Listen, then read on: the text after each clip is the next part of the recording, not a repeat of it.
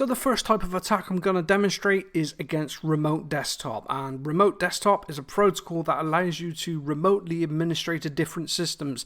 It's primarily found on Windows, but that doesn't limit it from going on to Mac OS or Linux. Again, you've got things like Remina, and you can install RDP onto like Kali so you can access it remotely, but you will primarily find it in industry on Windows machines, and it's used for remote management. Now what I've done is I've spun up a Windows 11 box, and as you can see there, I've enabled the administrator account, I've set the password, and I've enabled RDP. Now what I'm going to do is I'm going to go back to my Kali instance, my Pirate OS instance, and I'm going to do sudo Hydra hyphen. I'll tell you what I should say actually is I have a password and usernames list that I've already created myself in order to make the demonstration better. I didn't want to sit here for hours with rocku.txt open, so instead I've compiled a short list of usernames and passwords. And again, this is what you would do this is what you would do anyways. You would like create a word list based on the organizations. After some OSINT, you would grab some usernames, do various iterations of them, like first name dot last name.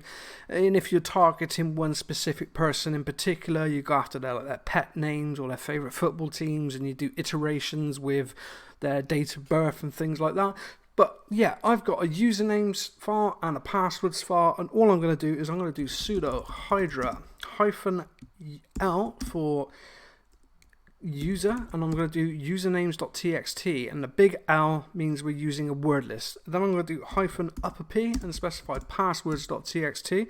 Then I'm going to do hyphen F or capital F, and what this will do is this will stop Hydra once it's found a specific password, well, once it's found a correct password. I believe lowercase f is for this for the first machine, and if you do capital F, it will do it globally, so it'll stop the attack globally if you specify more than one host and it's found a correct password.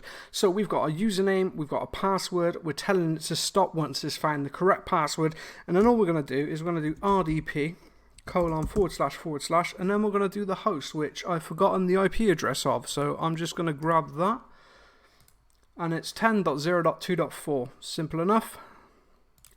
Back to our Linux box, 10.0.2.4. And then what I'm going to do is I'm going to throw another flag on the end. I'm going to do uppercase V because it looks proper cool when we got all the hacker text come up on the screen, and V just means verbose.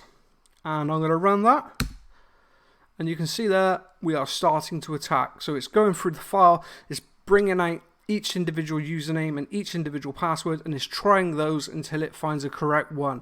So what I will do is I will let this run, potentially speed it up, and as soon as it finds a correct password, we should get access to the system, and boom, I didn't even have to stop it. Look at that, it's found the login of administrator and the password of passwords. So what we could do now with that information is if we go to our terminal, our menu bar, and we go to Remina,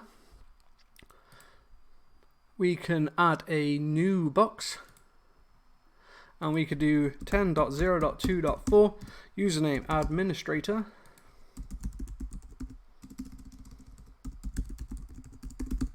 and password was password 1234. And sometimes you might have to change the color. What I'm just going to do is I'm going to change it to true color 32 BPP, and I'm just going to go save and connect.